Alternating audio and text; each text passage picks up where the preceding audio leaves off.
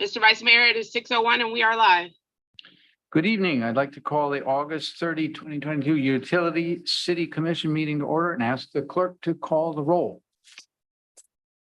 Mayor Betty Resch is absent. Vice Mayor Christopher McVoy, Present? Commissioner Sarah Maliga, Present. Commissioner Kimberly Stokes, Here. Commissioner Ronaldo Diaz. Here. And I'd just like to add for the record that Mayor Betty Resch is in the process, last I heard from her a little bit ago, of checking herself in for surgery tomorrow, and they were giving her a hard time about letting her in. Hopefully that's all straightened out and she can rest up for surgery tomorrow. So with that. The system. And I pledge allegiance to the flag of the United States of America and to the republic which stands one nation under God, indivisible, with liberty and justice for all. Madam Clerk, do we have any additions, deletions, or reorderings?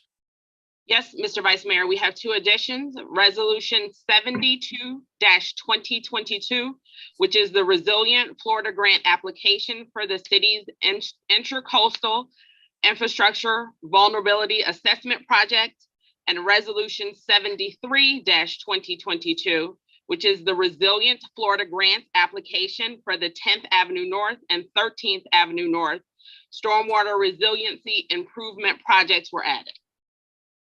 Okay, I'd like a motion to approve the amendments, the additions rather. Motion to approve the agenda with the addition. Second. And a vote. Aye. Thank you.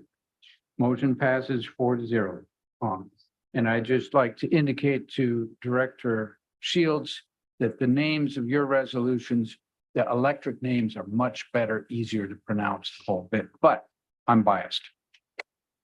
All right, we have a presentation from Gabrielle Alcenas, Director of the Core Facilities Harbor Branch Oceanographic Institute and part of the Department of Energy's one of 3 centers in the country on ocean energy. So pretty lucky to have him here. We did. Yes, we did. So let me provide this is Ed Liberty, Director of the Electric Utility, provide a brief introduction. So for a number of years, FAU and Southern National Marine Research Energy Center, or SEMREC as we sometimes call it, has been working on the concept to bring ocean current energy to reality. Sure. And has been partnering with the city for a number of years. So some of you recall correctly that Gabe has been here before to present to us. I asked him to come back at partially at your request also to get an update on what's going on. So Gabe has some interesting slides for us and we'll walk through them. Thank you, Ed. Commissioners, welcome and greetings. Special welcome to Commissioner Diaz, who I don't believe I've met before. So unfortunately, I don't think we have the time today to go through all of the marine energy background in detail, but hopefully if you have interest, and this goes to all the commissioners, you're always welcome to get in touch and meet with us and go for a tour as Commissioner McVoy did take advantage of in the past. So today I'd like to just give a quick update about some of our activities since I last saw you about a year ago. And then also provide some next steps of things that we're working on and how the city can be involved if it's interested. I do not have any items for vote or approval today, just simply informational. So as was said, I'm the director of, and it is a mouthful, the Southeast National Marine Renewable Energy Center. It's the U.S. Department of Energy designated center, but also a state center of excellence, which it was first. We focus on helping companies and entire industry stand up to commercialize marine energy. That's the entire spectrum of what's required to get some of these projects in the water. I'm trained as an ocean engineer, so naturally, many of us work on some of the technology problems to begin with. But as you'll see throughout some of our updates, it's not just the technology pieces of it. It is also all of the surrounding socioeconomic and other aspects that we feel are absolutely necessary in order to be able to help stand up this industry in Southeast Florida. So all of these centers, there's 4 now in the country, We're stood up to help do the kind of work that needs to be done in the ground, right? So a lot of these companies are located all over the world, and they're developing concepts for technology to harness the moving water in the oceans. We work on what's in our backyard. So as a reminder, that's the Gulf Stream primarily.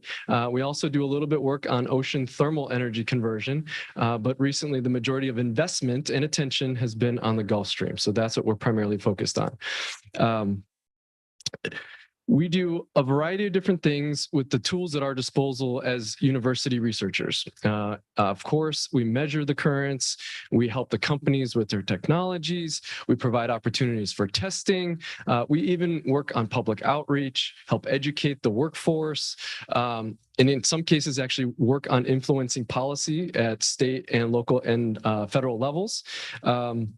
It provide input to the regulatory processes, whether that's simply measuring the natural environment and helping understand what impacts could result from putting this equipment in the water, to also directly influencing the regulatory framework itself and the rules that go in place to try to balance being able to do commercial projects while at the same time protect the environment as much as we can.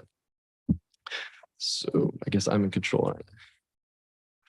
So first, I'd like to give a couple of updates on some of the projects that we've been involved in over the past year. I'm happy to announce that we did receive funding from the U.S. Department of Energy to work with a multinational Spanish engineering firm, EDAM, to build what we call, and the U.S. Department of Energy calls, a mobile test vessel. In essence, what this will be, it's a $4 million 5-year project. What it will be is the culmination of the maximum amount of utility that you can get from a towed or moored platform to test this equipment at smaller scales. In English, that means as companies build their equipment bigger, this is about as big as it can get to test before it has to be installed by itself in the ocean. This is not grid connected. On this platform, we're planning on having a grid emulation capability, which will allow the users, the technology companies, to basically get a feel for what it's like to connect to the grid, to tackle some of those preliminary problems. But it will not be grid connected. This is something that the Department of Energy wants to be able to make available to users all over the country. But we will be the primary owners and managers of this asset in 5 years. For us, this is very important because this is the sort of final step in our vision, in our plan of being able to support these technologies as they grow before it needs to be grid connected and offshore and installed independently. The second press release that you see, the photo of the press release that you see there, for many years, we've been working on trying to expand our capabilities beyond just what our university can offer. So we've been working with partner universities around the East Coast, including the University of Massachusetts, University of Maine, Texas A&M, Georgia Tech, and other smaller universities to be able to build a one-stop shop where companies can come and from any point in the development of their equipment, they can find the support they need. So we're very excited this year. We're able to formally announce publicly the partnership that we're building. And throughout the next year, we're going to be formalizing it contractually and figuring out exactly how that's going to work and how we're going to interface with the U.S. Department of Energy. What that will hopefully also mean is that we get to change our crazy name. Some of our sister centers have rebranded, and that'll be our opportunity to make it something a little bit more simple and palatable to the public. And then the final piece that you see there is also something that we're excited about. The last time I was here, we were bragging about having project developers start to get involved. So the guys that buy this equipment in large scales, put in the cables, deal with the regulatory permissions, do the whole sort of package, right? Just as you'd have a project developer on land for real estate. We are now seeing, thankfully, the ability for these independent technology companies to come and actually pay from their own company dollars to work with us. And so we had one of these companies come to us finally and not be reliant on these public dollars that everyone else has been relying on and say, look, we have the backers, we have the investment to pay for this and move along in our development strategy at our own pace. So we had a company that came and we're building them a prototype, and then we should be testing their prototype at Harbor Branch in a channel that we have to test equipment this coming spring. So we're very excited that all the little pieces of the puzzle are starting to come together. Those are the big updates from us and what we've been up to this past year. But I would like to now kind of shift focus towards what we're doing next and what the sort of big vision is and how the city could get involved. As I said in the beginning, this isn't just a technology problem, right? This is a problem that involves an entire ecosystem, a marketplace, a sector, right? So what we did was we actually applied and competed for, with the help of the city, to try to get one of the Build Back Better AARA funds to try to establish a blue energy innovation cluster. While we weren't selected, there was one project in Florida that was. It was very important because it built the platform and the partnerships that we need to get this vision off the ground. We strongly believe that unless the companies become vested and the communities become vested in these projects, it's just a bunch of researchers that are playing in the ocean, right? And that's not going to get the communities anywhere. So we're really working hard to try to bring all the partners together, the Treasure Coast Redevelopment Agency and others who are buying into this idea that, wait a minute, if we can promote and incentivize the companies, not just the companies that build the turbines, but the companies that put in the cables, the companies that service them offshore, the companies that have underwater electrical equipment products, connectors, the whole ecosystem, the whole vertical of the marketplace. If we can incentivize them to come and relocate here and work together with the communities, then we have an economic development back end that becomes that much more compelling for all the parties that are involved. So this is part of our master strategy, and it folds into, well, naturally, a cluster means that you're gathering something around something else, right? So what are we going to be able to put in place to incentivize this? There's all kinds of opportunities for revolving loan programs and those kinds of things, but that's sort of standard fare for building these clusters. We wanted to do something that was more unique. So what we did was we said, okay, the missing piece of this puzzle is that cable offshore. Right? They need an extension cord. They need that very expensive piece of equipment that can run $2 to $3 million per mile laid in order to be able to progress their technologies. And without that, none of the companies are going to be able to get there. So let's work with the public investment that we have access to and try to get that in place first. And so that's sort of the carrot that brings all of these companies in. So I'd like to describe our concept a little bit. I know I'm moving a little bit quickly, but I know we're limited on time. So this is the concept that we have around the country and around the world. Other groups that have a similar kind of infrastructure have taken the approach. They said, we want to put it all in at the same time, and we'd like to, and it's very costly, hundreds of millions of dollars, put this all in at the same time, and like the movie, build it and they will come, right? Hopefully someone will come and use it and find a utility for this. We've seen that model not work several times around the world. So what we're saying instead is, no, let's build this step by step and pace the industry and the demand, and whether that's their technology development stage or something else. So what you see here is an overhead view of Southeast Florida. And of course, you can see Lake Worth there towards the bottom third. The Gulf Stream, and I kind of went through this the last presentation that I had, and I know that Commissioner McVoy had a little bit deeper dive into this on his visit, and you're all welcome to, I'll extend the invitation again to get into this. But basically, the Gulf Stream has different areas that have different amounts of flow that are found there during the year. So we've defined this sort of 10 nautical miles out 80% and 15 nautical miles out 100%. So we could go out and pull cables that are 20 megawatts and put them out into that 100% where ultimately all the companies need to get to. But we don't need to get there first. The companies aren't ready for that. And the investment's not there yet. The capital's not there. And there's no interest in that capital right now. So instead, what we do is we build out from shore and we pace the industry.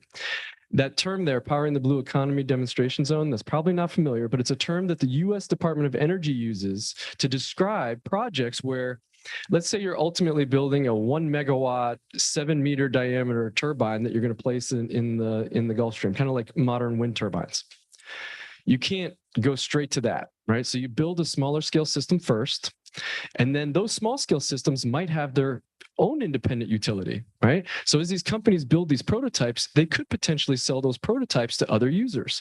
Example of this, near shore, aquaculture, ecotourism, data centers, for example. So I think we discussed this a little bit the last time I was here. There's a demand for bringing down the thermal costs of cooling down data centers. So companies like Microsoft have already started experimenting with putting these data centers underwater in order to be able to cool them a little bit better. That's something that we think we have a strong advantage to be able to do here with this setup as well. Powering underwater vehicles that the Department of Defense uses. There's a variety of different potential uses for this. The great part about this is that these guys are utility customers, not generators, right? So they need power in order to be able to do what they're doing.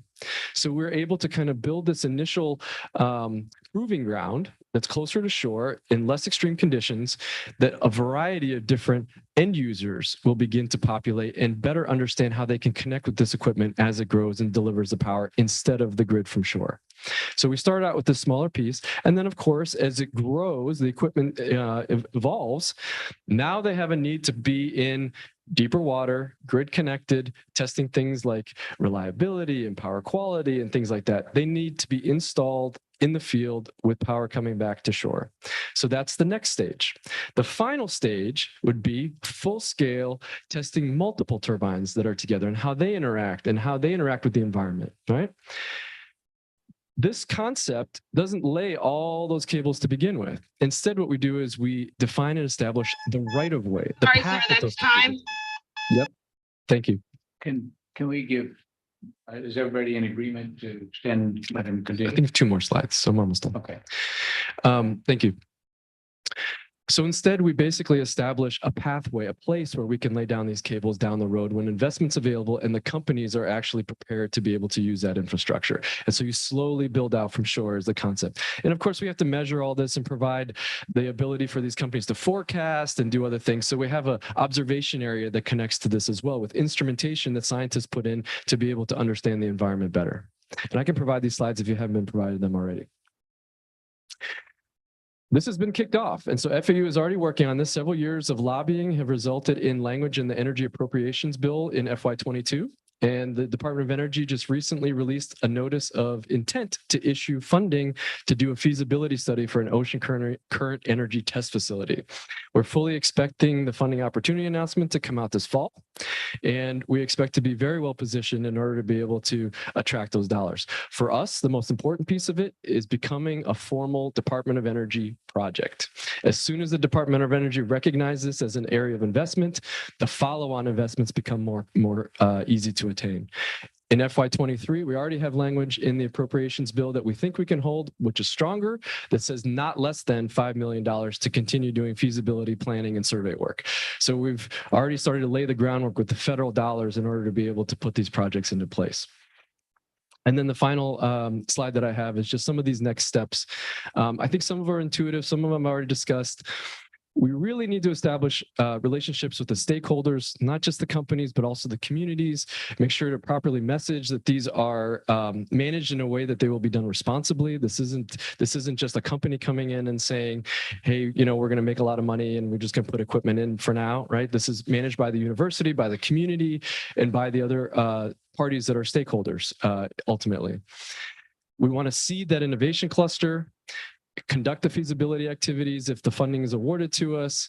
And one of my requests would be that as the city moves forward with its planning for its infrastructure, especially its electrical infrastructure, that it consider some of these future activities in the way that it scopes the size and availability of some of that infrastructure. I also hope that there will be opportunities from the federal dollars and hopefully state dollars that follow in order to be able to further invest in increasing the city's infrastructure to be able to help assist with delivering that power from shore. So that's my presentation. I'm sorry it took a little bit longer. Very happy to be here, and thank you for your invitation to come today. Commissioner Maleka? We don't normally do questions. I just wanted to throw out the idea that when you do go out for funding on the state or federal level, please reach out to us for a letter of support from each commissioner or us as an entire body to get behind that and let them know that we are 100% buy-in. Well, I am anyway. I don't want to speak for everybody. Because I think that goes a long way sometimes. Yes, it absolutely does. To make phone calls and reach out to some of the electeds who make those decisions for us. Yep, absolutely. Thank you very much.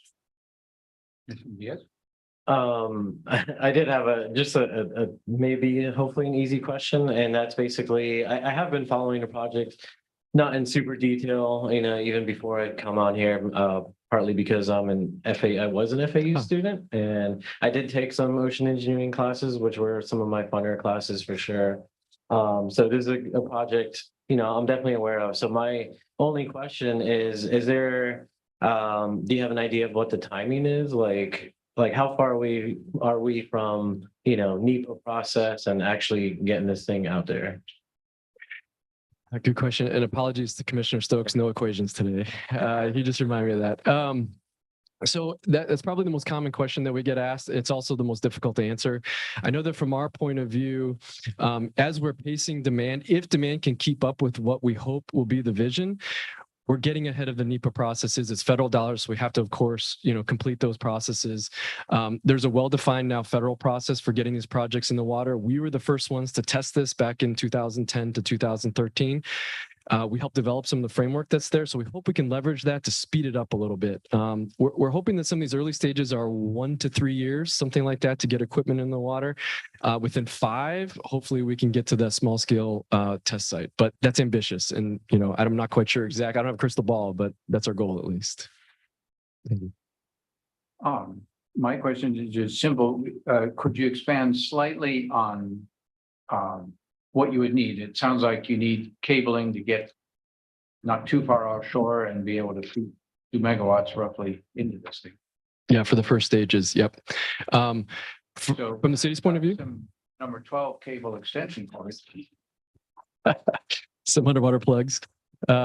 Yeah, no, and I think that's something that working with Ed, we've been talking a lot about. And there are some conventions, of course, internationally about how to do these cable landings, how to do the various ways that you can avoid sensitive habitat that's there, both on the coast and in the water and the reefs and things like that. Of course, we'd explore all of those options. From my point of view, and of course, this is driven much by the utilities needs and configurations, but being able to be an off-taker for the power as it comes in and grow along with the power that may be generated and made available to the city would be valuable from an infrastructure point of view. And this one to Ed, then, if I remember right, in your thinking about doing the new cabling across the intercoastal, part of your thinking on the size of that is, hey, we might need to feed a little more juice than just to the casino. Correct. That's a feature that we'll have by going to 26 kV out to the beach, besides just upgrading all that infrastructure. But that's not the only purpose of it. But you're thinking ahead on exactly. Capacity. And we're also very sensitive to Commissioner Diaz saying it's the lagoon we're crossing, not just the intercoastal. Mm-hmm. But no, we want to get across the lagoon to the beach, be able to back up the beach with adequate power for what the beach needs today and what we think the beach will need in the future. Should we expand operations out there from, for example, a pool and additional facilities there, possibly solar at the beach and offshore power. From there, it's a short jump to provide that service offshore. I'll point out too that this is not a project that's just for Lake Worth Beach. This is a project because we are grid connected. It would be grid connected, and we're connected to the transmission system. This is a project that many, many others in the state of Florida, utilities, could embrace and seek to be buyers of power from someday. Now, when you talk about a megawatt, you say, well, how much are you going to get? Or you only have a megawatt, right? But when you start talking about 10, 15, 20 megawatts or something larger, particularly if a base load, it starts to look much more attractive. Being grid connected is important because it's no secret that you can tow a barge and produce power and light up a light bulb and power something on the barge, right? The trick here is to have it be grid connected with a relatively high capacity factor, load factor, and power quality to interface with the grid and actually be of value. And there's no better time than right now with gas prices where they are and the crisis that we face with climate change to be really serious about this and make it happen right here in Lake Worth Beach. And this is a trick question for both of you. I think the deal on the Gulf Stream is like solar power when a cloud goes over the varies greatly. Or did I get that wrong? Yeah, it's a little, I know you're leading the witness. Yeah, no, definitely not. I'm obviously giving you a platform Yeah. that one of the things that's extremely appealing about the Gulf Stream is that it's constant. hugely steady. Yeah. Which, for, as you mentioned, base load, that's a big deal. If we can just figure out energy densities, we're Exactly. getting there. Yep. Yeah. Yeah, we've got our support and I know the director's been considering you in our plan. So Yeah. Thank you very much. Thank Aye. Next steps you'll see us take in my role now as an officer of the Florida Municipal Electric Association. We will be hosting the organization and our lobbyists, FMEA lobbyists for both state and federal, will be coming to Harbor Branch in about a month from now, and we'll be bringing them up to speed. So we want them to be as well educated as possible as they walk the halls in Tallahassee or DC. Yep. On what our ask is. And synchronize with our lobbyists. Yeah, Correct, exactly. and be synchronized with FAUs and lobbyists as well. And I would reiterate Commissioner Malega's comment that if we can be helpful with supportive letters, partly from the utility director, partly from the commission, I think there's a lot of willingness here. Very much appreciated. Thank you. Thank you. Thank you. Thank you, Kim.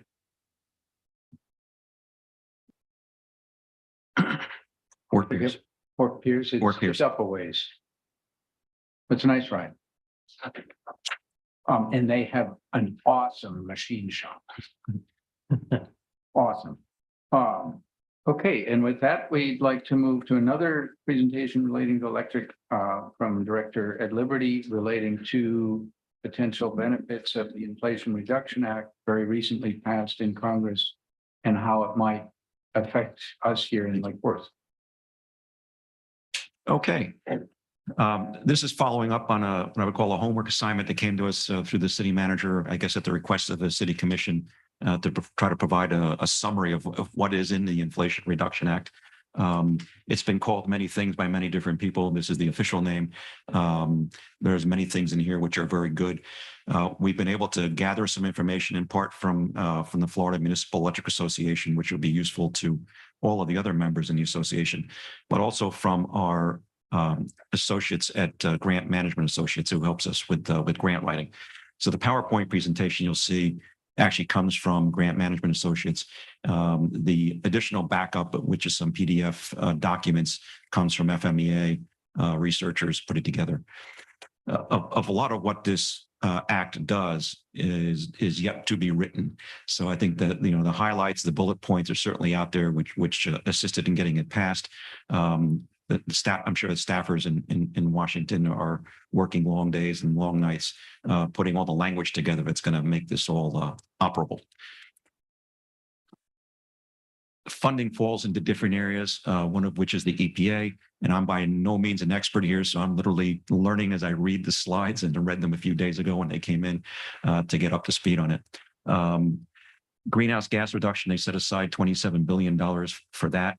Looking for investment in nonprofit, state and local financing institutions to rapidly deploy low and zero emission technologies.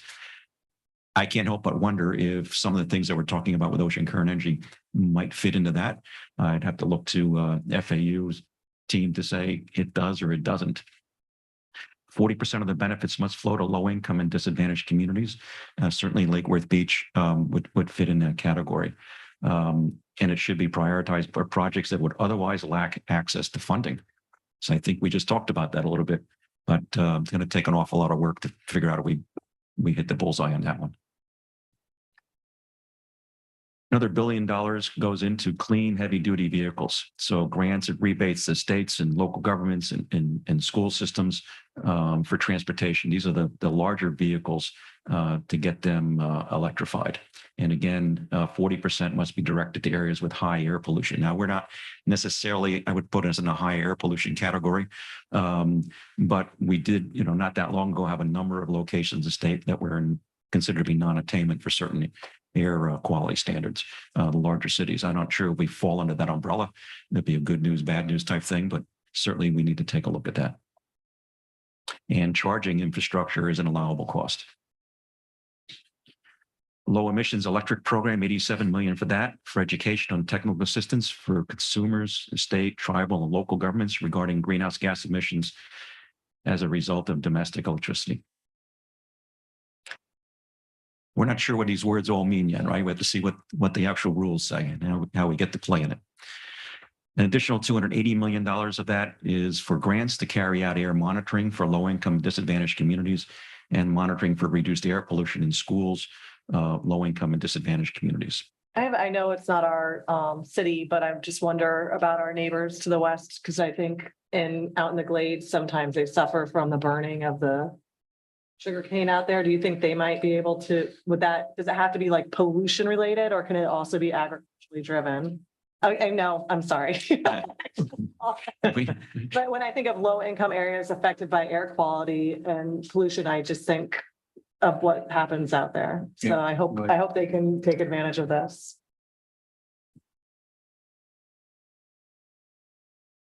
Interregional and offshore wind electric transmission planning. This is something that is relatively large. We don't see it here, but I know that in the Northeast, if you take a look and or follow wind development, virtually the entire coastline from North Carolina all the way up through Massachusetts and Rhode Island has their eyes on offshore energy. And large windmills, that literally thousands of windmills are being planned to go offshore. That requires not just an offshore transmission system, but links to the onshore transmission system. And then how does that interact with the power flows? Very complicated simulations that have to happen. It spans multiple states and across various transmission operating systems, whether it's the New England ISO, PJM, New York ISO. It's very complex. So there's an awful lot of work that has to be done there to really optimize the operation of those systems.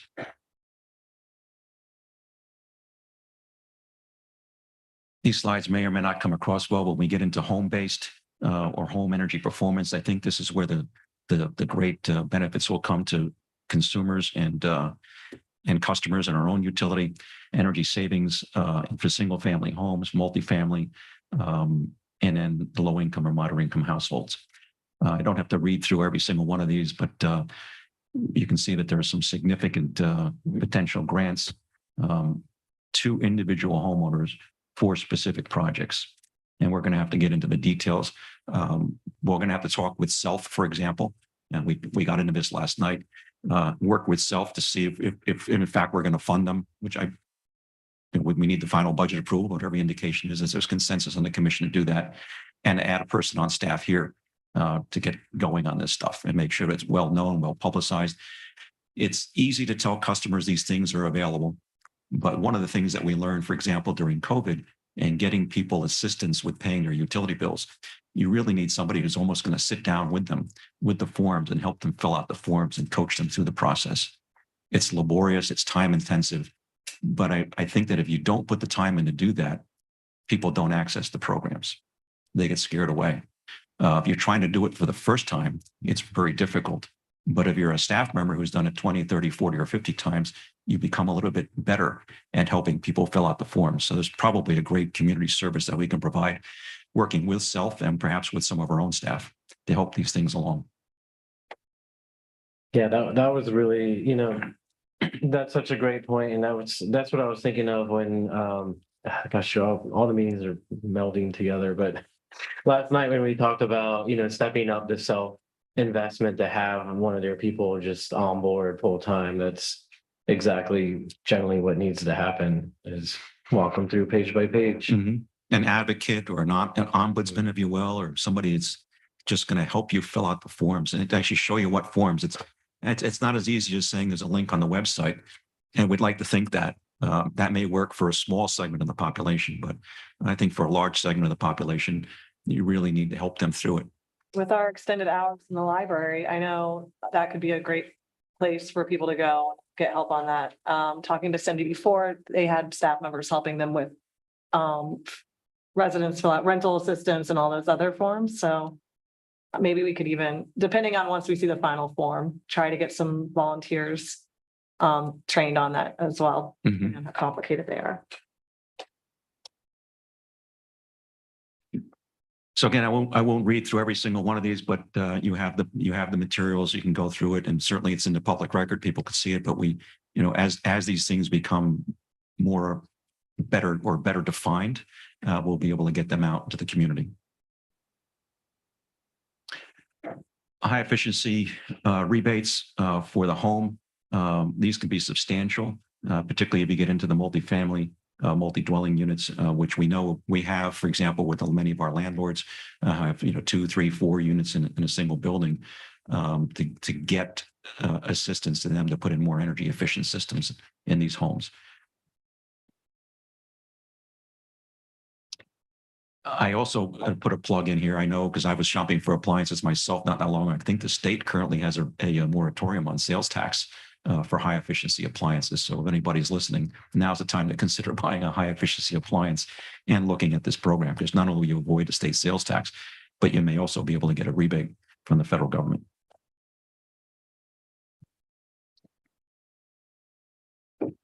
Some of the things covered the heat pump, water heater, which is a very efficient water heater. I haven't priced one myself, but I suspect it's well above the $1,750 that we get in rebate. But it is a pretty good way to heat water and get good efficiency out of it. Heat pumps for space heating or cooling, much more efficient than a traditional direct expansion air conditioning unit that you might buy, 15, 16, 17 SEER.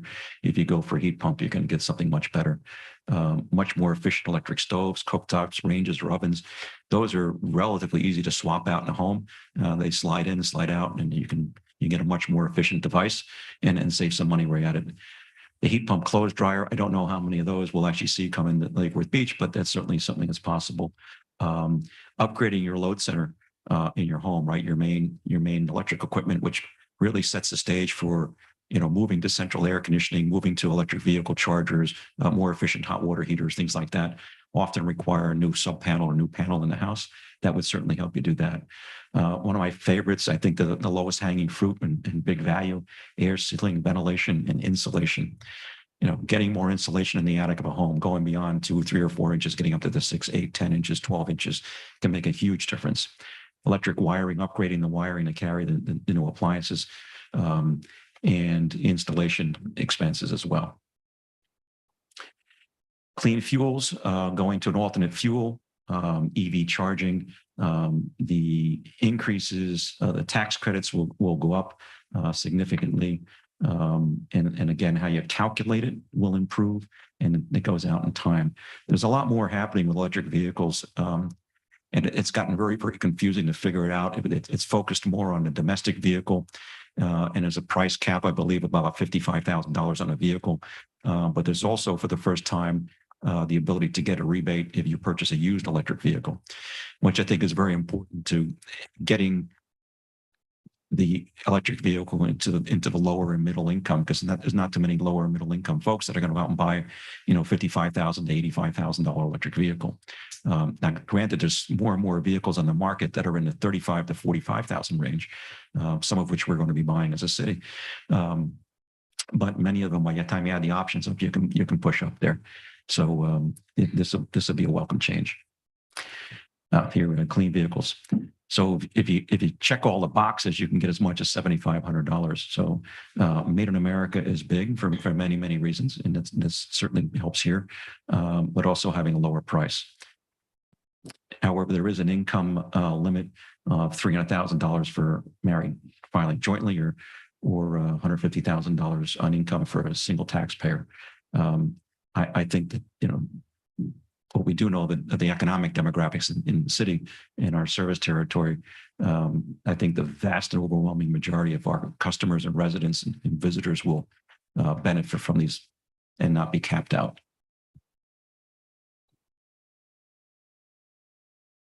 Here's a section on the previously owned vehicles. Certainly a welcome change, will be eligible as well. There is a limit, though. You can't just keep flushing them through your household. In the last bullet there, you can only claim one used vehicle credit per 3 years per individual. So you can't just buy and sell the cars that get the credits, at least no more than 3 times, or 1 time in 3 years, rather. Commercial vehicles, which I think is important as well. We see an awful lot of commercial vehicles in the city, particularly in our downtown area, and also passing through, but it will encourage commercial vehicles for the rebate program as well. Many small business owners that have 1, 2, 3, or 4 small vans that are operating in their business, this would be helpful as well. It'll cover that commercial vehicle. And you see it goes above, all the way up to a 14,000 pound vehicle, which is a fairly substantial vehicle for many of the businesses that we have in town are probably running vehicles that are 14,000 pounds or less.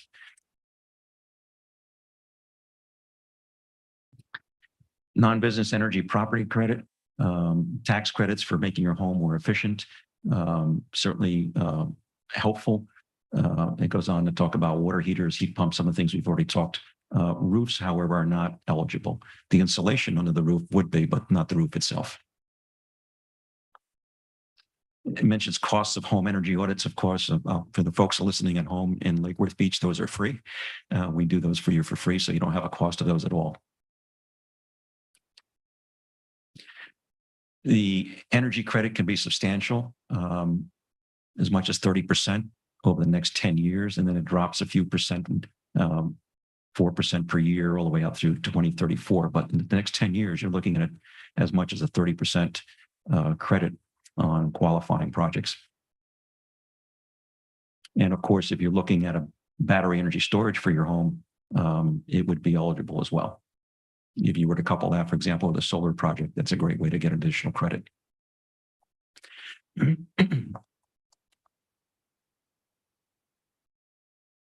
New homes in the Energy Star category, and I don't know how this will work, if this is going to be applied pre-sale by the builder, or if you're going to apply for this after you buy the home.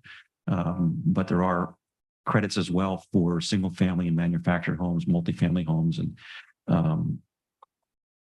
I'm not sure what they mean by DOE, Zero Energy Ready Home Program, but these might be retrofits you put in after, I'm not sure. But there are credits available as well. Most of the new construction we've seen in town, for example, in the high rises, whether it's the mid or the bohemian, or others, appear to be rental focused. So these might not apply if you were the renter, you have to be the owner. This is one that I wonder whether it would apply here, but it's for the Forest Service, $1.5 billion for grants for tree planting. And I know we've talked about tree planting efforts to help reduce the heat island effect. I don't know, because we haven't seen the rules yet. Would this somehow apply to trees that we want to plant throughout the city? It'd be nice if it did, but I don't know enough about it yet. I would suspect if, the overall goal is carbon reduction, and the one tree that's very prominent in our community that is the best carbon sink is red mangrove. So I would suspect for sure some of the shoreline work, obviously we just have very general bullet point at the moment, but I would suspect that's something that we can look into. I've wondered out loud without anybody correcting me yet about this, but I look at the landfill and say, why isn't that a forest? So in a park with trails, not all of it, but it does have squishy areas for retention, which is fine. You can still have vegetation growing there. Right now we have grass, but could we have trees that are a carbon reduction tool and have a living park, if you will, with walkways and paths, nature trails? Could be an interesting concept. I think on that one, from what I remember, one of the long-standing issues with the landfill was odors to the surrounding communities. And when we did the last round of dealing with the landfill and capping, there was a lot of effort put into the capping. And in fact, when the solar field was installed, part of the requirements was that they not puncture that cap. I don't know how that would work with the tree park, but that might be a conflict there. Right. There is a cap on it. We wouldn't want to penetrate the cap, but there may be, and I'm not sure if there's trees that could survive in the cap. It obviously needs more thought than me throwing the idea out here, but I've looked at it and said, gee, could we plant a bunch of trees there? Or line the perimeter with trees in areas that might not be affected. HUD, $837 million for loans and grants targeting affordable housing, which is certainly important. Improve energy and water efficiency. So I know we're also believers in water. We tend to talk a lot about energy efficiency, but water is included. Energy generation, extending the production tax credits that applies to production from solar, wind, geothermal, biomass, and hydropower. Of course, we're focused on on solar here, not so much wind. Believe it or not, wind is not a great resource in Florida, but just isn't enough consistent wind. As much as we think there is, it's not strong enough or consistent enough other than very short periods of fierce winds. But we're focused on solar. So this, I believe, will help the power purchase agreement market tremendously. But there is also an option, and I think it may be coming up, where a municipal can enjoy the equivalent of a tax credit. Let's take a look. The investment tax credit extends to 2024. Geothermal goes out to 2035. The base credit is 6% with a bonus credit of 30% if the project is built using prevailing wage and the contractors have apprentice programs. 20% bonus credit for solar or wind facilities that are part of a qualified low-income residential building project. That's going to be hard to do on a utility scale. That's probably going to play well in the areas of the country that are completely deregulated and they don't operate under the rules that we have here in Florida. I think that's it. So one of the things that wasn't in there, but I know is out there is a feature that would allow the equivalent of a tax credit, which is available only to investors in privately owned projects. That equivalent could go to a municipality or to a non-taxable entity. So, for example, if you build a solar project as the owner, you get a 30% investment tax credit and you get accelerated depreciation and possibly the production tax credit. As a municipality, we couldn't get any of those. That's why we use power purchase agreements, or one of the reasons we use a power purchase agreement, because we don't have to put the money out up front. We get the power over a long period of time. The investor, the owner of the project, gets the tax credit, and that shows up in a reduced price of electricity. To a large extent, not all of it, shows up in a reduced price of electricity to us or to the user. This new feature would allow, for example, if we wanted to, FMPA could be a good example. FMPA, I'm sure, will explore this and say, would it be better for FMPA to build, own, and operate the project themselves as opposed to just take power under a power purchase agreement? I'm sure they're going to take a look at it. I'm a board member of FMPA as well. I'm sure staff is taking a look at now to figure out if that's advantageous. The drawbacks are, of course, that you become then responsible for the operation and maintenance of the project. So rather than having a production guarantee as a buyer, you now have to operate this thing and maintain it for the life of the project and keep up with all the infrastructure that has to be maintained. So panel failures, inverter failures, wiring problems, things like that. You have to take care of all of that yourself. That may or may not be advantageous. Commissioner McVoy and I have talked about this and what we for separate reasons. We will ask the city's financial advisors to help us understand whether that's an option that we should consider. So if the city were to do a project, and we are considering some projects, would we be better off under a power purchase agreement format or form of agreement, or should we go down the path of perhaps owning the project ourselves and taking the rebate, if you will, from the government in lieu of the tax credit to the power purchase agreement holder? So that's something we have to figure out. My gut says that we should preserve our borrowing capacity for things that are core to our mission, such as transmission and distribution, if I just put my electric hat on alone for the moment, as opposed to investing in what really is a commodity purchase, which is a kilowatt hour. But we'll need our financial advisors to take a look at that and give us their opinion. And then you as policymakers could ultimately decide which path you want to go down.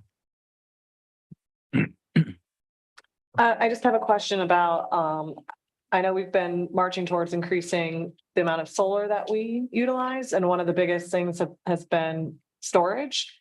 And I'm wondering if this is going to help us get to a storage solution faster than otherwise, because if we can get money or our partners can get money to help us make storage more affordable and more attainable, can this help accelerate us in those longer term goals? I think absolutely it can. The current tax laws, as I understand them, require storage to be co-located and built at the same time as the solar facility. You can't delink them. So one of the things, for example, it would be particularly good for us is if we could build storage here to store solar power built someplace else at a very large scale to make it cheaper. At the moment, we can't do that. It's not clear yet whether that's possible under this new act. That has to be discovered. I suspect that it's not, but I'm hopeful that it is. But we need to drill down. Reach out to like Congresswoman and ask her to push to have that included or advocate for it? I think before we do that, let me make sure that it is or is not in the current language and that we haven't missed it and just don't know it yet. But certainly that would be something that we very much want to advocate for, if it's not in there already. Oh, and I also saw the apprenticeship requirements. So I know we're proud of our past service with our apprentices, and I'd like to know more as we find out more about what doors that opens up for us by having programs available. That would apply in this context, it would apply to the people who are actually constructing the project. So it's unlikely that we would build a very large scale 75 megawatt solar plant, for example, to get it to be very cost effective. So I suspect that the contractors who are building these large projects would have to have an apprentice program, for example, then be part of a craft in IBW or some other union that covers that type of work, and be prevailing wage in order for them to get the additional benefits, which would then cascade down to us. Question? Thank you for Mhm. looking into this and presenting some of it to us. It seems pretty clear that it's complex. There are a lot of moving parts to it. Some are directly to homeowners, some are to multi-family unit owners. And that I know that in conversations with Doug Howard of South, it's been a long, and we've talked about it in the city too, that one of our challenges is that we have a very large percentage of rental units. And so somebody who might be interested, but they're renting, they can't really do any of these things. It doesn't, there's no mechanism for it. But so anything that makes it of more interest to rental owners is a help. And it looks like they've thought about that. They've certainly thought about trying to target some of it to low income and help make renewable energy more accessible to people. My understanding is that there are provisions in there that make community solar a lot more accessible financially. And part of the reason is that I guess DOE feels that that's a good way to help low income communities. If you look sort of analogous to what you said about electric vehicles, that if you've got quite a bit of disposable income, buying electric vehicle is an option, putting rooftop solar is an option.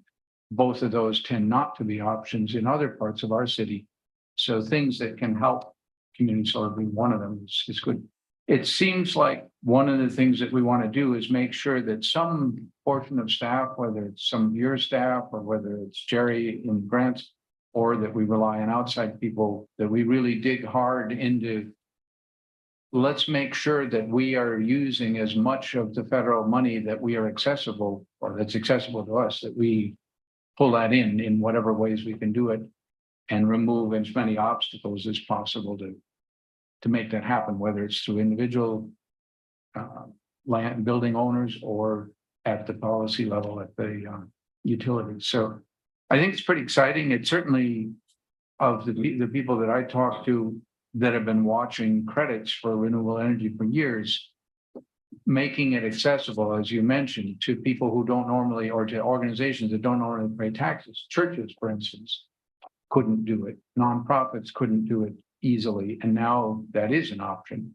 So there's a lot of excitement that this may really help us make significant progress as a country toward climate change. And that's, I hope that, we have a lot of support on this mission to do our part in that direction. So thank you for digging into it.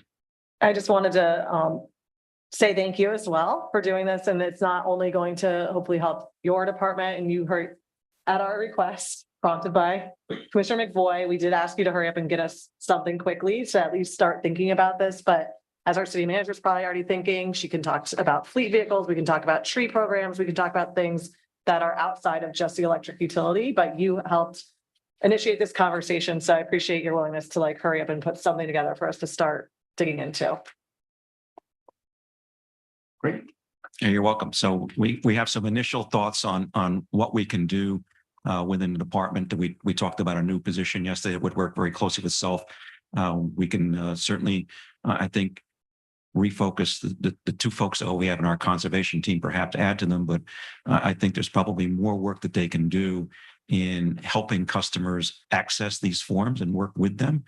And then perhaps do energy audits with perhaps some interns that are in a second or third year of engineering, for example, that can be trained up to do residential energy audits, which then sets them on the stage of a potential career in energy efficiency.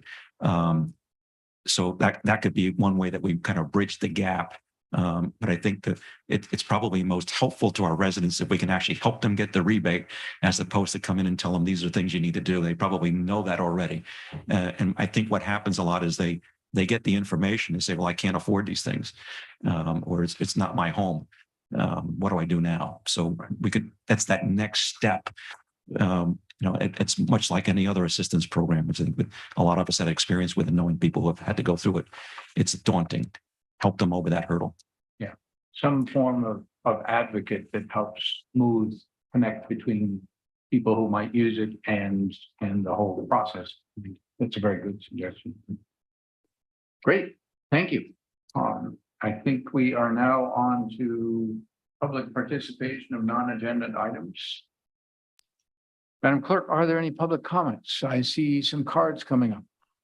I have none in my office, Vice Mayor. All right, looks like they'll be here.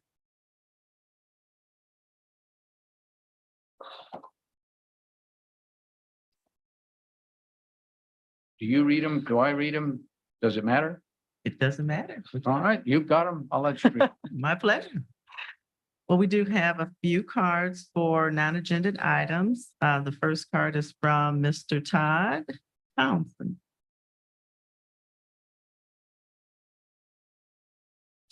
Hi, good to see everybody. Glad to see our commission on this days. So we'll see you all together.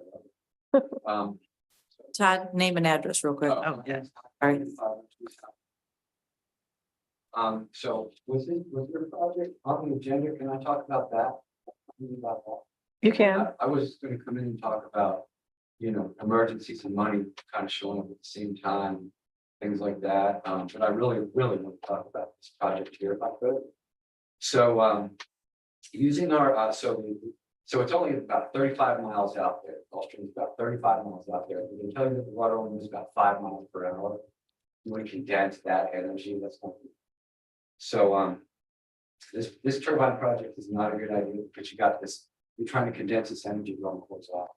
Take those cool things out to deep water and let them go up and down the top, right? Because the Gulf Stream is the ocean conveyor belt, not to be filled.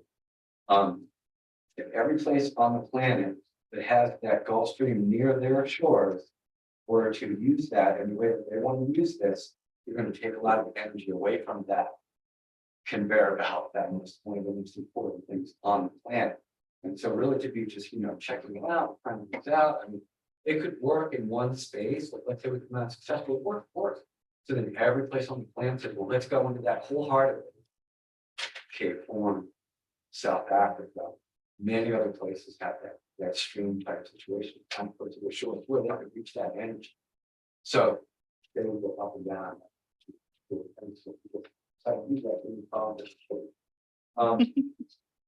So yeah, so that's all I really wanted to say. And again, I'm really glad to see our commission really pulling together this hazardous tough times. Dealing with the whole town. It's been really one food for such a long time. Where every once in a while they come out with their noodles and they yell and shout at you all. You all sadly take it right on the chin. That's a bummer. So we've been really asking for a really, really long time. And I just think that the emergency showing up at the same time as the sales tax showed up tells me that there's got to be some kind of window that we could maybe do something for some of the project off. And I want to be number one in electricity also, but I really want to go and swing forward. So that's really, I think, where our city's at. We really want to. And so that's all I want to say. Thank you very much. And we'll sit down and hang out for a while longer. Thank you. Thank you. The next speaker is Mr. Samuel Jackson. Good evening. Here really didn't talk about. Name and Can you address. state? Yeah. Name and address.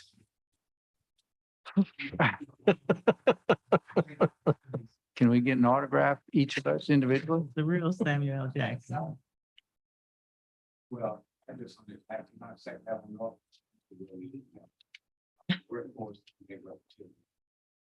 It actually needs to be. And boom, we have a program that worked 11 years and it shouldn't have never stopped. We got a dying breed.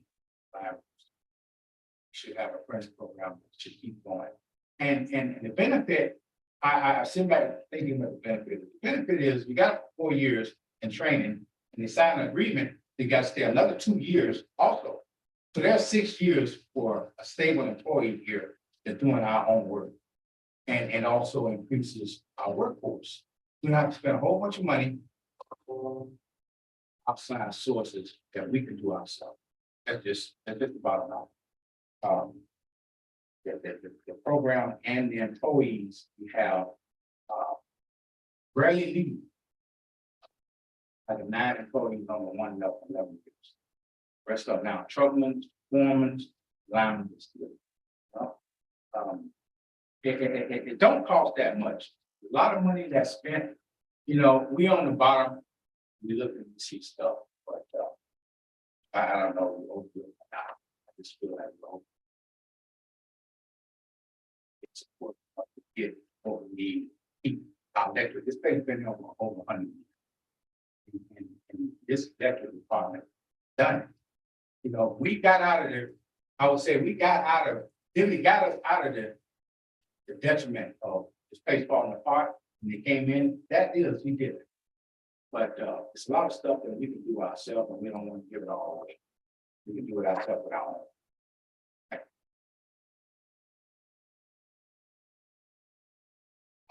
Next speaker, Phil Donovan.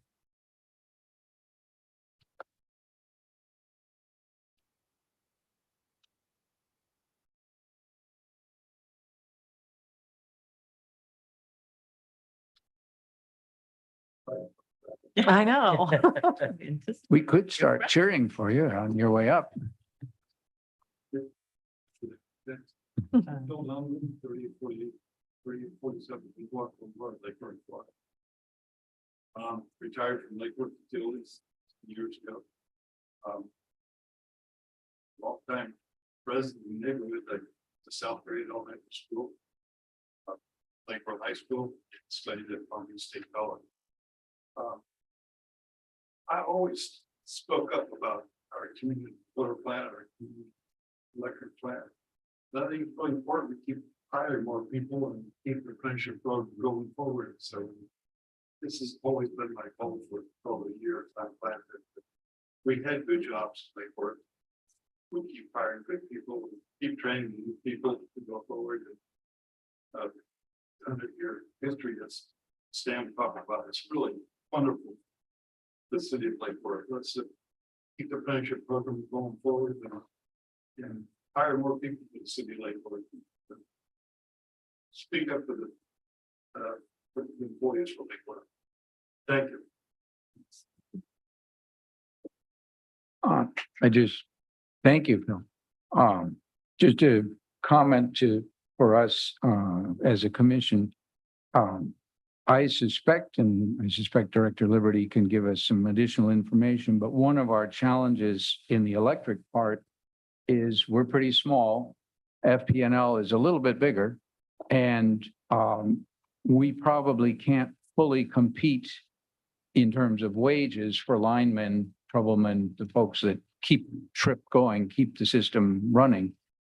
And so the issue of how do you build a group of employees who are very loyal to the utility, to our utility, even though it might not necessarily be to their economic advantage, that's worth us putting some thought in. And, you know, I know that we have had an apprentice program for a long time. I'm not sure quite what the status is at the moment, but that's something that we as a policy board probably want to put some thought in. And the other one I'll mention is, for those of you who don't know Phil Donovan, Phil was very active for many years statewide in training folks in the water utility and making sure that there was pride in being a water manager, being a employee that keeps the quality of our water going. And he did a lot statewide to do that.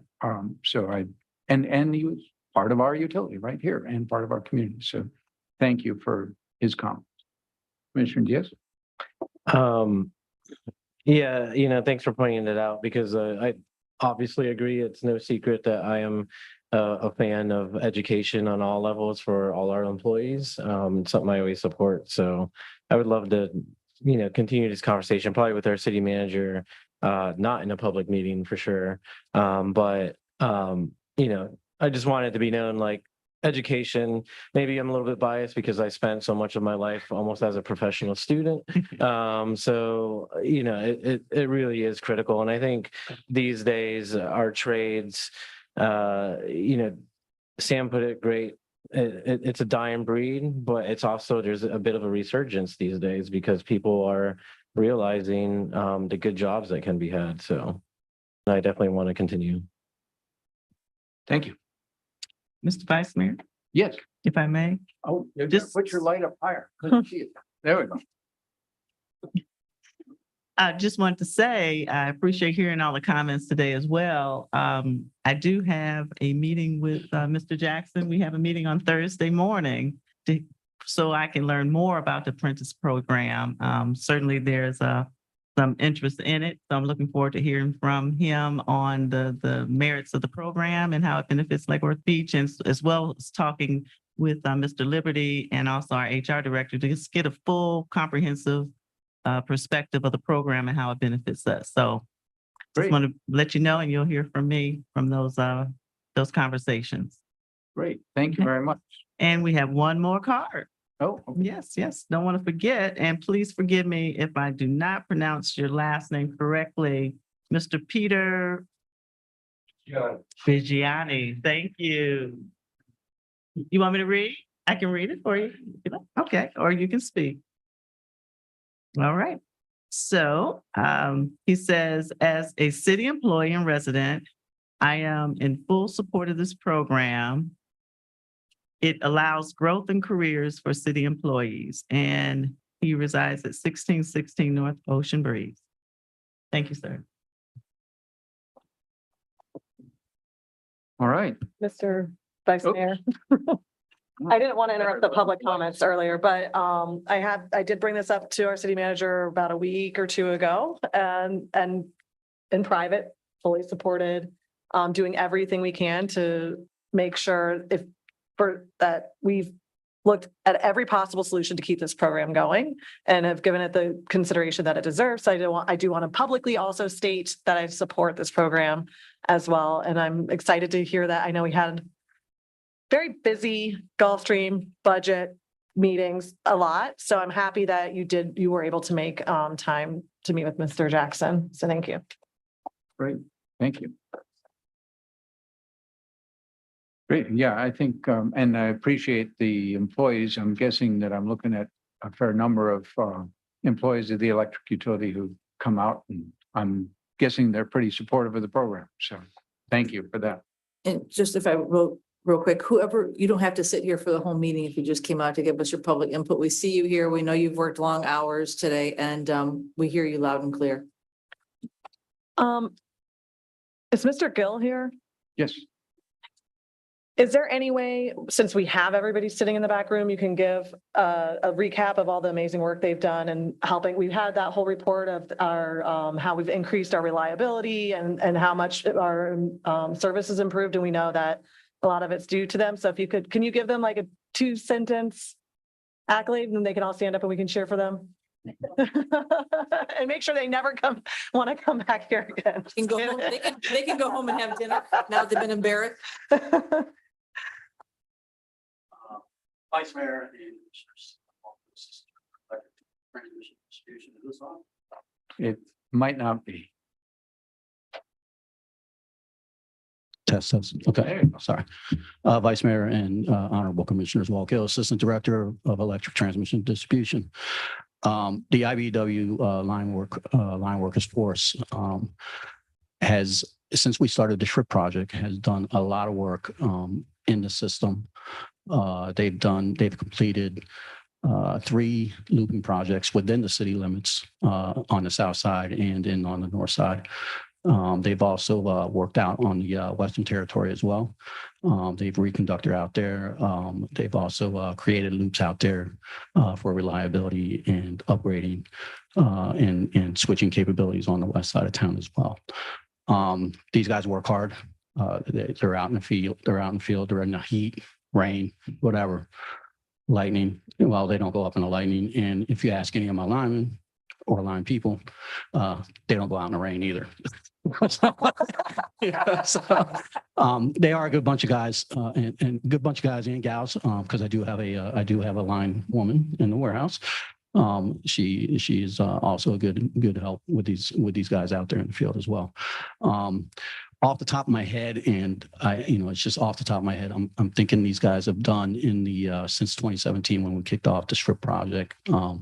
They have done upwards of close to 2 million, maybe 2.5 worth of work out in the field. So they've been out there and they've been helping. They've been doing a good job. Great, thank you for your.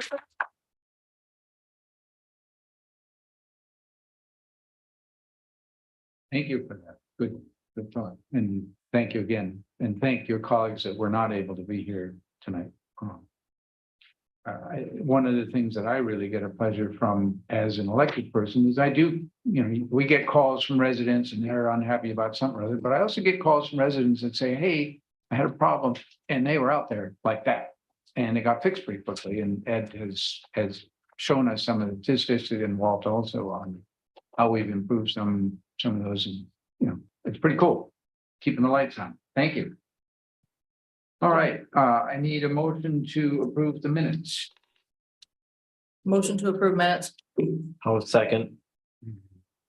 All in favor? Any opposed? Aye. Aye. All right, all in favor? Aye. Motion passes 4-0. Now I need a motion for the consent agenda. Motion to approve the consent agenda. Second. And all in favor? Aye. Aye. Any opposed? Motion carries 4-0. And now we are on to new business. First is Resolution 5922, budget amendment. And if I remember right, resolutions we don't need to read. Is that correct? So do we have a presentation on that one? Okay. No presentation, just discussion. Well, does anybody have any questions about that one? That refers to, maybe you can just quickly review. I'll jump in. But So what this does is it raises our budget by approximately $11 million to accommodate the much higher fuel costs for the year. So we've been adjusting our PCA to keep up with the higher fuel costs. This merely just raises the budget line to reflect the fact that we have higher fuel costs in the year. So it just offsets it. It's just offset. pay our bill. Correct. This is not related at all to the base energy charge at all. This is strictly the PCA. That PCA line item, that the items that add to the PCA need to be increased so that we can pay our bills. And again, I think people generally know, but just for the community, anybody listening, the price of natural gas over the last 3-4 months went up enormously, and the price of getting it to Orlando, where they turn it into electricity for us, went up also very substantially. The combination of those took it from in the range of $2, $3, $4 to up around 15, I think, for the delivered price. We've been in the range of $10 to $15 the past 2 months or so. So it's an enormous increase, and the rate increase that we passed a month or so ago is because we have to pay that bill or we don't get any electricity. And this is simply more or less of a housekeeping that we're raising our budget so we can pay the bill. Correct. I'd like a motion to approve. All in favor? Actually, I need the motion first. Or unless there's any further discussion. Motion to approve. I'll second. All in favor? Aye. Aye. No, hence the motion passes 4-0. Thank you. Let me add another soundbite, because anytime we talk about electric rates, it's important for people to know. Through the month of July, and these are published statistics. If you look at the FMEA website for electric rates, we've been for the month of July, we're the 5th lowest, I believe, 5th lowest priced utility in the state, compared to all municipals and all investor-owned utilities. So that's an accomplishment. What that's reflecting, though, is that people are beginning to adjust their rates and may be adjusting ahead of us. And we're about to adjust September 1 ourselves. If you look at the last 12 months, I think we've been the 6th lowest on average over the last 12 months. So we've enjoyed a period of being much cheaper than the vast majority of the utilities in the state. That's going to change somewhat on September 1, where we're going to go up. We're not going to be the fifth lowest anymore. I think we go up to about the 40%, 50% quartile, or what do you want to call it, the median level. But others are adjusting their rates, and I expect that the investor-owned utilities will be adjusting their rates pretty aggressively starting January 1, is my expectation, when they'll be in for their revised rates. So I expect that we'll be very competitive. We enjoy a position of about 60% of our power coming from fossil fuels, largely natural gas, a small percentage from coal. The statewide average, I believe I've read somewhere is up to 75+% comes from a fossil fuel. So we have a little bit lower exposure because of our significant piece of nuclear that we have. And then that will get even better in the future when we add our FMPA solar, when that starts to come online. And we'll be giving you an update on that. I don't know that we'll make the September meeting, but certainly for October, we'll be giving you an update. If we can, September is going to be a tough one because we have to share time on another meeting agenda. But certainly in October, we can give you an update on that.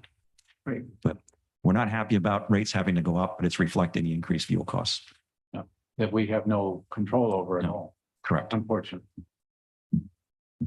Thank you. Let's go into item B, First Amendment to Task Order 7 with Teamwork Net to complete engineering design for the 6th Avenue South Substation.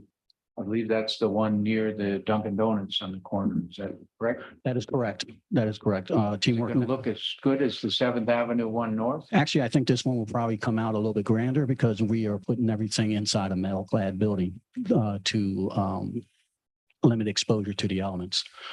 So I think this is actually going to look a little bit better. Control house will look the same, just about. This will be an eight bay station instead of a 4-bay like 7th Avenue, but everything is going to look as good, if not better. Cool. Teamwork Neck, we're asking for you guys to approve this Teamwork Neck task order to include all design of the entire substation, including the metal clad building, the control house, as well as any civil work that would be done down there as well. Commissioner Meyer? I just have a question on bullet point number 4.12. It's a sidewalk repair. Replacement design. I just want us to be mindful that there are residents who live around this area, and please make sure that the sidewalk gets put back to where there's no trip hazards, and they just don't patch one piece, but they leave some broken pieces along. No, absolutely, absolutely. Yep. Motion to approve. Second. All in favor? Aye. Aye. Motion passes 4-0. And I'll add to that we're working project schedules pretty tightly. We finished probably an hour plus meeting today on it, and we're tracking to have this station in service for the summer of 2024. So that's the track that we're on. Long lead times, probably upwards of a year, 50+ weeks, just for the metal clad switchgear, and that's driven heavily by the supply chain.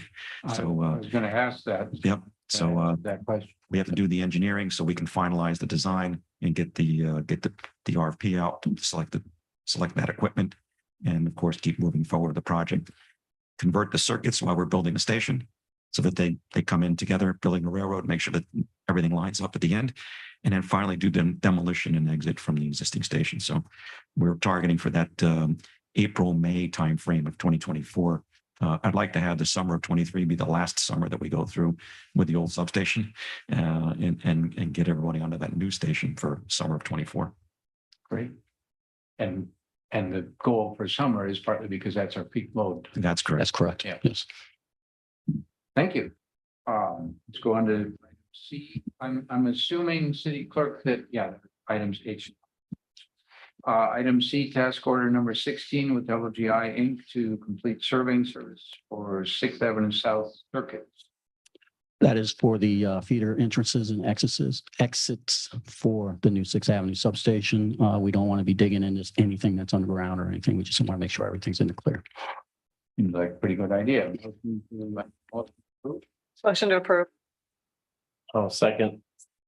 And all in favor? Aye. Aye. Motion passes 4-0. So we don't have I'm assuming our clerk, she doesn't have any public comments for any of the items. Yes, that's a good thing to ask. Madam Clerk, are there any public comments for any of the items? I don't have any public comments at all. Great. I have one for item G that hopefully I'll remember to bring it up. When that gets there. I think we're on to D, third amendment to task order number 2. I'm guessing that Mr. Gill will help us with that too. Yeah, task order number 2, task order with Power Engineers. We're asking you to approve this so we can finish up the 7th Avenue project, 7th Avenue Substation project. They're doing all the finalized recording and deeds and everything. And any last minute drawing revisions or anything that we need to have recorded. Is as-built a term and As built are a term, yes, we use them on a regular basis, yes, absolutely. all right. The engineer can give me a design anytime and I'll go out there in the field and I'll change it, just because there's a tree in the way. I'm gonna have to go around that tree, so. And Commissioner Malega duly noted our conversations. Motion to approve. Motion to approve. Second. Okay, and all in favor? Aye. Motion passes 4-0. Motion made by Malega, seconded by Commissioner Yes. Thank you, Vice. Trying to remember to help out here, learning the ropes. Item E, fourth amendment to task order number 1, also with Power Engineers. Yes, sir. This one is actually for the French Avenue design. We were at LWDD, the Lake Worth Drainage District. We do have a pole line that runs down a canal bankment on the backside of the houses on French Avenue. We are in the process of, we want to bring that out because LWDD has asked us to bring it out so they can maintain their canal. And we are also in the process of bringing that out to the front so we can eliminate any iguana or animal contacts, because there is a lot of animals that live in that canal area. And by doing this, we're bringing everything out to the front. We're actually going to underground that whole section of the line out there. We'll still have some wires in the back because the service entrances, the homes are from the rear. So we'll have some service poles along the canal bank. But the important thing is that if the iguanas and other crawlers climb up the pole, and hopefully they don't get past the pole wraps, they'll be getting only into a service line and not into a feeder, which is certainly West 13. So in the past, that was an Achilles heel for outages for us, was they would get up onto the feeder and cause a feeder outage, would then take hundreds or perhaps thousands of customers down.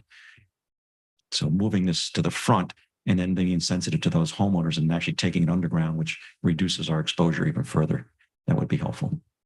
Motion to approve. Second. And all in favor? Aye. Aye. And a motion made by Commissioner Malega, seconded by Commissioner Stokes, and 4-0. Item F. Read the baseball score. Like you're calling the plays on the field. He's thinking about those ball people. So, Don't have any experience with reading baseball once, but anyway, try it out. This is a request to enter into a contract with GNW Electric Company for the purchase and delivery of three-way phase pad mount switches, which is to help facilitate the moving of the feeder out to the street on French Avenue and undergrounding it and allowing us to feed back in behind the houses, allowing the services to be fed, as well as multiple switching capabilities. It'll allow us to do multiple switching and reliability upgrades out there as well. I do have a question on this. Go ahead. Are you replacing a current vendor? Because I see this is a 3-year contract. No, we're not replacing. We do business with GNW all the time. So it's new contract, not a renewal. That is correct. That was the vendor. Yes, Okay, and then it's got 2 1-year extensions. 2 1-year options. 5 years. Correct. Okay, thank you. Thank you, Commissioner Malega, for attention to detail. Help us. Business. That's all I Thank think. You. I can only do baseball meetings. You're doing great. I'd like a motion to approve. Motion to approve. Oh, I don't know if you're supposed to tell us what the motion should be for, but. That's how it's, that's my legal sitting over there. Christine's like, I'm not even. it's the electric in it. Okay. We approve. I didn't even try We to help out. Okay, motion to. do something. Second. do something. You're welcome to make a motion to not approve. I would say I What do made they the call that? motion. Leading the witness in the. Right. I was getting ready to say something, but I didn't want to lead anybody on the dais. Yeah, seconded. All right, and all in favor? Aye. Aye. Thank you. Motion made to approve by Commissioner Stokes and approved, seconded by Commissioner Yes. And we have one more, Nope, two more, three more. three more. One sorry. more left. Yeah, correct. We've got it this, item G, and this will be probably presented by Director Liberty. Yes, good evening. This is an item related to our net metering program. We're bringing it forward based in part on a situation that one resident finds himself in today, and we suspect that there will probably be more residents similarly situated down the road. What this would allow us to do is to, should you approve it, would allow us to approve a project to be built on a home that produces more power than the home may have used in the last 12 months. Our current rules, which are typical in the industry and certainly typical here in Florida, is we look at your last 12 months of energy use and you can size your project, your solar project, to equal the pretty much what you would have consumed or had consumed in the last 12 months. The situation is, though, is that where somebody has purchased an electric vehicle and hasn't received that vehicle yet, their consumption or usage is going to go up. It's not reflected in the past 12 months, but it's certainly going to go up in the forward 12 months. Yet they're trying to size the project, to build a project now and enter into a contract before they've actually received the electric vehicle and gotten the usage for a period of time. This particular homeowner did have, and we're not doing this because of one homeowner, but in this particular homeowner situation, they had an electric vehicle, sold it and ordered a new one that hasn't arrived yet. So what's happened is that each month their energy consumption is going down. So that would lead to a smaller system than if they had timed it differently. We don't think that that's the intent of the program, to not penalize somebody by having to have a smaller program. Net metering is a law. We want to comply with the law. This feature, though, goes a little bit outside that and says, if you have proof that you've actually purchased the vehicle and not just, sure, my cousin here talked to me and sold me the car, right? It's an actual document as I've committed to the vehicle. We would allow the customers to size their system bigger. Now, one of the challenges that we had was, well, how much bigger? What if somebody bought a big electric vehicle versus a small electric vehicle? Something that has a big battery versus a small battery. So what we did was just did some industry research and said, hey, this is about how many kilowatt hours or kilowatts per mile the vehicle might use. A typical vehicle might drive 12,000 miles a year. That's 30, that equates to X amount of kilowatt hours per year. So we came up with a number. Because what we don't want to do is every time somebody comes forward and says, well, I bought a small car. Oh, I bought a big car. I'm getting one for my spouse or my roommate, or what. It's 3,000 kilowatt hours per year is the number that we came up with, which we believe will more than accommodate virtually all of the vehicles that customers might buy. And it's a very unique situation where somebody's sizing a system at the same time that they've ordered the vehicle. And maybe that'll become more common, but at the moment it's rare. But we do think that it's something that you as policymakers should render an opinion on, whether you want to raise the limit. We do operate under the state law. The concept of net metering is that you should be able to produce power that over the course of a year is equal to what you otherwise would have used. So you should net zero, if you will. We do have allowances for customers who go slightly over that. We pay them at what's called the avoided energy rate. We pay them back for the power, which is not the full retail rate. We provide them a payment back at that smaller amount. So that's it in a nutshell. And whether you want to change the policy or not, in the backup is the rule. We highlighted in yellow the section that would be added to the rule to accommodate this change.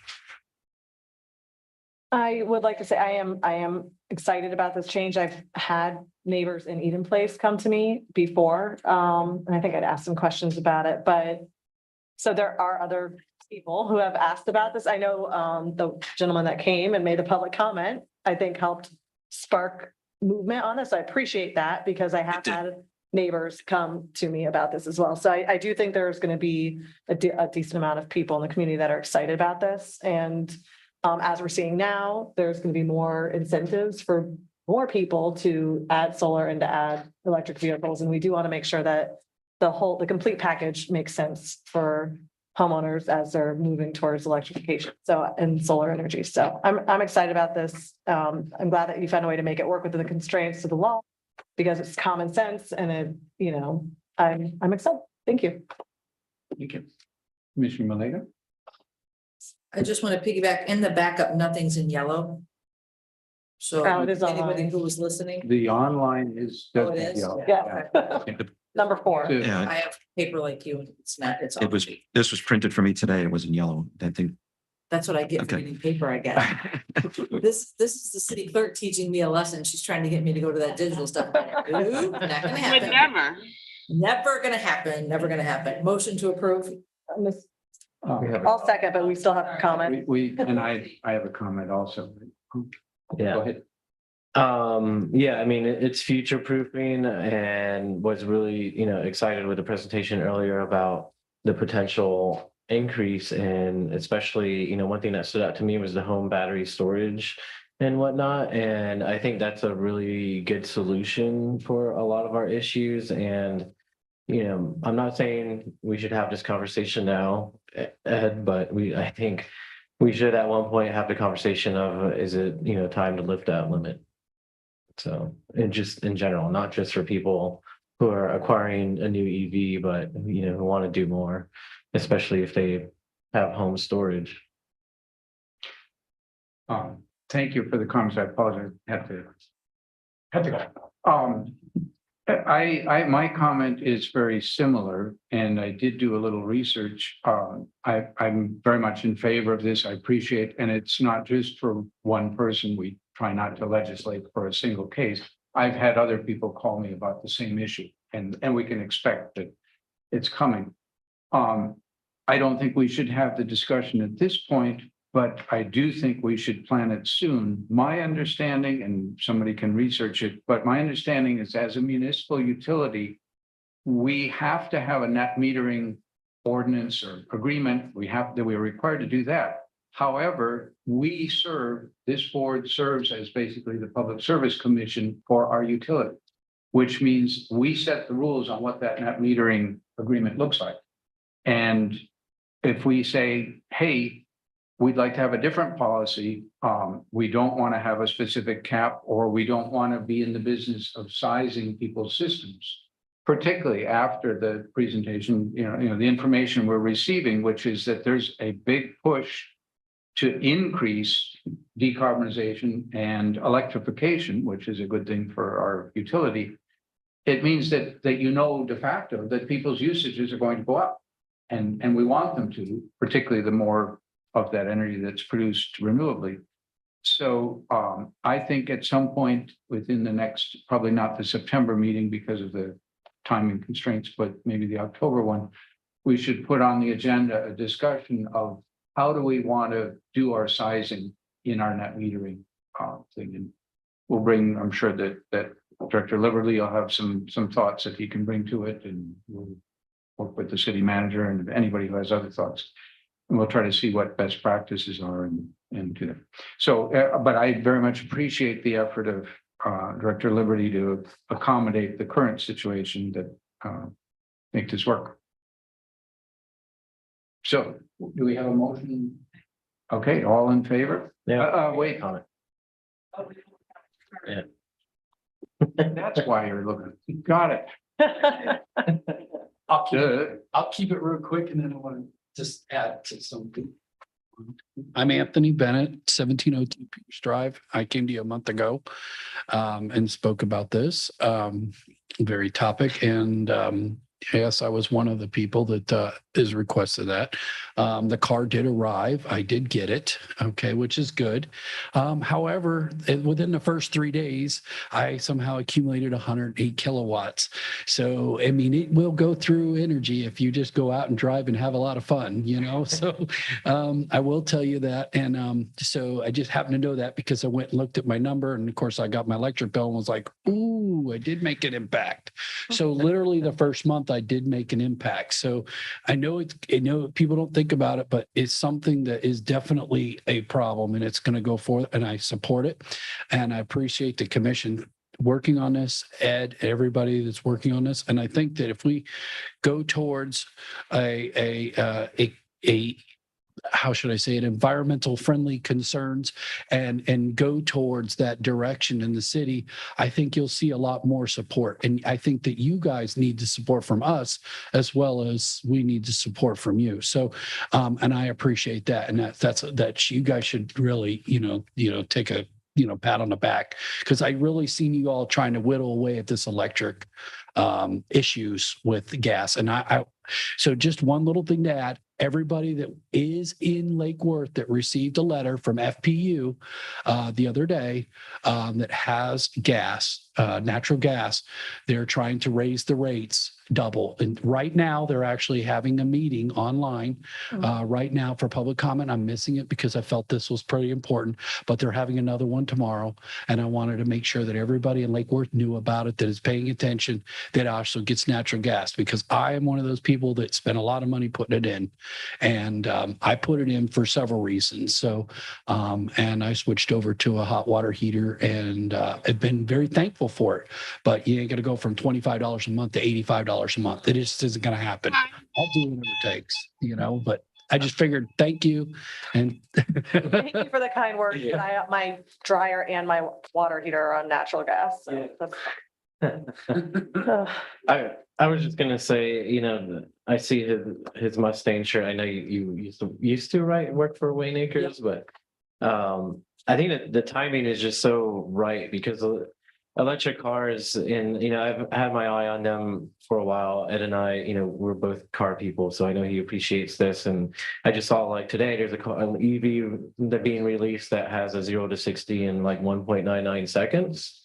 So like all of the excuses of like, oh, we need that, 6-liter V8 and turbos and blah blah, like that's starting to go on the wayside. I think people are appreciating the torque that an EV can do. So they're gaining more customers, not me because I can't afford them yet, but they're getting more people and more appreciation. I have my bike, but yeah, sometimes I want to get out of the rain. So I can tell you that we see it.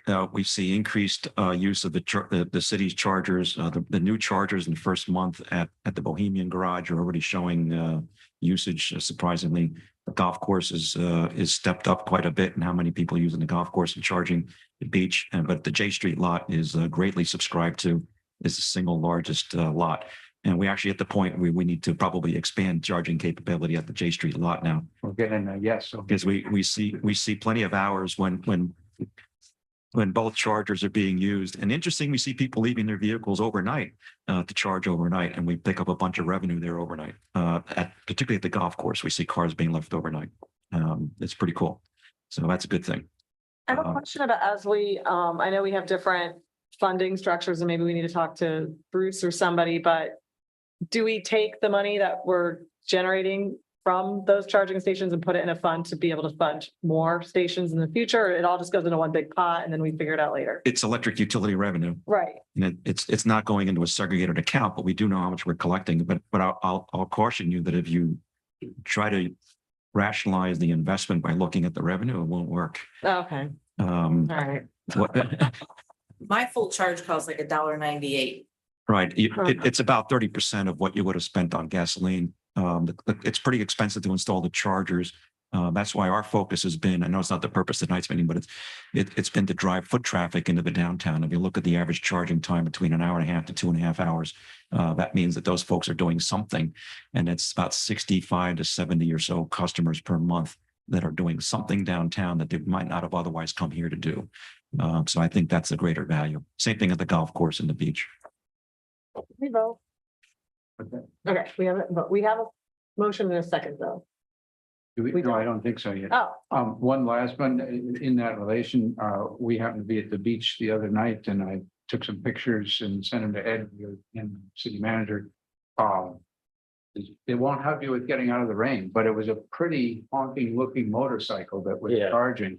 I mean, and he mentioned that he actually has to be careful. Was he young? it's a lot of torque. Guy, It's a lot of all or a none, lot of usually. acceleration, and he actually passed us as we were driving back into town. oof. So, I've never seen one before, but it was pretty cool to see that. So it's coming. So thank you. And may I have a motion? Motion to approve? You did have a motion and a second, Vice Mayor. Oh, Yeah. okay. Yeah. Two of us didn't- Commissioner Maliga made the motion and Commissioner Stokes seconded. Okay, all in favor? Aye. Aye.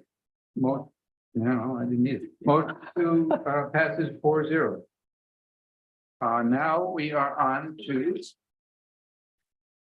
And now, if you want to go home, we're on to only water things. And we won't be offended if you do it. Okay, Mr. Vice Mayor, members of the commission, I'm Jerry Kelly, grants analyst. City is requesting a grant funding in an amount of $100,000 from the Resilient Florida program to conduct a vulnerability assessment of the city's critical infrastructure, including the stormwater outfalls, the seawall, and the wastewater system. The primary component of this plan will be an assessment of the most vulnerable areas along the C-51 canal and the Lake Worth Lagoon with respect to the city's ability to cope with flooding vulnerability. And this is critical because NOAA is projecting a sea level rise of 33 feet by 2070 inches, excuse me.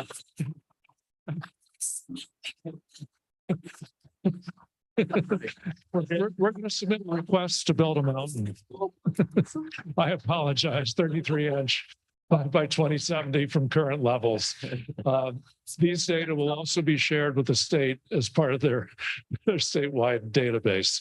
And there is no match requirement required for this funding, no match. Motion to approve. Second. I'm calling for a motion to approve. I just want to point out, and mostly as a reminder to myself, but really looking forward to this. But one thing that I do want to tackle, maybe start of next year or sometime when we have time, is looking at what we can do. You know, shoreline resilience is clearly super important, and what can we do for our coastal residents to kind of incentivize, help them, you know, if they need to raise their walls, because I see it out there paddling all the time, and you see a seawall and then it goes down 1.5 feet to the neighbor, and that's just not going to do anybody any good. So we gotta take a look at that. 35-foot waves coming. So yeah, looking forward to this. I would agree that so far we generally are focused on individual outfalls and check valves and making sure the drainage is better, but certainly 33 inches is pretty close to 3 feet, and that's very significant. And that's just the average increase. Any surges, any wind, any king tides on top of that, all add to it. So this is certainly a good first step for us to be looking at it, and it's cool that the state has made some funding available, but we should keep looking comprehensively. Yeah. Obviously, walls that are uneven heights. And it gets to be a larger problem, because even if we made our walls all standard, Lantana and West Palm might choose to do something different. So fortunately, there are things like the 4-county climate compact that tries to think more holistically, and we should tap into them a bit more. But thank you. So did we? Yep. Voted, we have a motion, but did we voted? No, we did not voted. And all in favor? Aye. Aye. Motion Sorry, passed. who made the motion in the second? Maliga and Stokes, Okay. I appreciate it. only because I wrote it down, because last time I forgot I made the motion. And let's go on to resolution 73-22-2022. The city is requesting grant funding to implement measures to relieve chronic flooding of the city's public golf course and surrounding neighborhood, where the 10th Avenue North and 13th Avenue North outfalls are located. We're requesting $350,000 on the program with a dollar-for-dollar match in the amount of $350,000. And the proposed mitigation measures include relining the existing outfalls, installing elliptical outfall check valves, and a typical check valve of 32 inches, and other various upgrades. And again, there is a local cost share of $350,000 involved for this application. Commissioner Malik. Do we have the 350,000 match put aside in the water fund? It's currently in the fiscal year 2024 CIP budget. Okay, so it's 2 years out, year and a half out. Correct. Mhm. Motion to approve. Second, All in favor? aye. Aye. Motion passes 4-0. Motion made by Commissioner Malega, seconded by Commissioner Stokes. Thank you very much. Thank you. Thank you. Thank you for working on these. Thank you, Mr. Shields, for working on these too. Motion to adjourn. Motion to adjourn, Second. second, all in favor? Aye. Aye. Aye. I look. Mr. Shields just loves hanging out here.